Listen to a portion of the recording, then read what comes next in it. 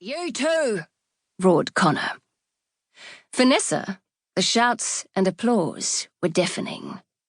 As Niall sneered, the barkeep gave her some unnecessary help onto the countertop.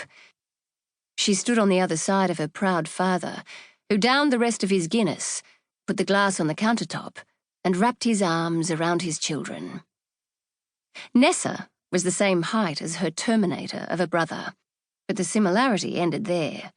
Apart from his pug nose and moustache, Niall's dark, round face was the spitting image of their late mother, Chiara's, with the same brown eyes and pointy ears, and a cleft chin that on her was charming, but which he was notorious for jabbing at people with.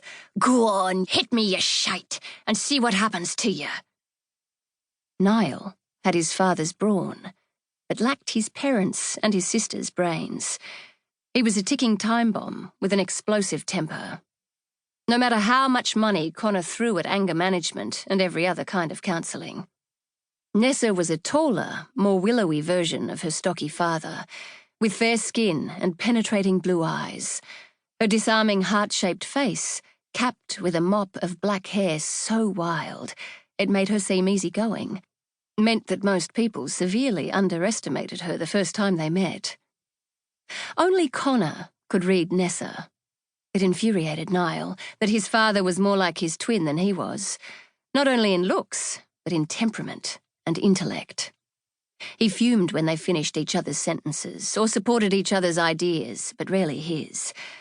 Unlike Niall, who would blurt the first thought that popped into his head, Nessa took her time answering questions, often causing him to slam a fist on the table or stamp his foot and charge out of a room. But Nessa could be as volatile as her brother when it suited her. It made for torrid family gatherings, as well as board meetings, since the three, after Chiara's death, were CCNN's only directors. Connor could sense the tension mounting in Niall, so he pulled him closer, in a warning to behave, and pushed on with a shout. "If you're enough lucky to be Irish, you're lucky enough!" The crowd erupted in roars of "Dead on and too right!" Then Connor called out, "Whoever thought the Farrellys would come this far?" Applause, shouts, and stomping filled the pub. Connor had come a long way indeed, but most of those present knew only a small part of it, the legal part. Until the Good Friday Agreement in 1998 ended the Northern Ireland conflict, Connor was the Provisional Irish Republican Army's secret head of transport, effectively in charge of its arms smuggling operations. Fundraising was also part of his job, although he wasn't collecting checks at parties in Tony, New York City brownstones or Chicago townhouses.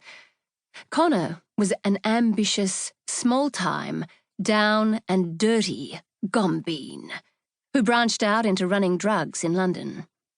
That line of business, a surefire money spinner, came with a handy sweetener, the corruption of British youth. Only a few of those present were aware of the fraught circumstances of the twins' birth in Lisburn, a little southwest of Belfast. How Chiara's waters broke while she was driving getaway in a stolen Ford Escort van just after Connor shot a British soldier in the face. She pulled over into a bombed factory and hopped into the back of the van, where Connor pushed aside the guns, Molotov cocktails and cans of petrol and delivered their babies himself. Scuttlebutt had raged for years that CCNN was involved in more than was publicly disclosed. Nothing was ever proved, and it wasn't likely to be.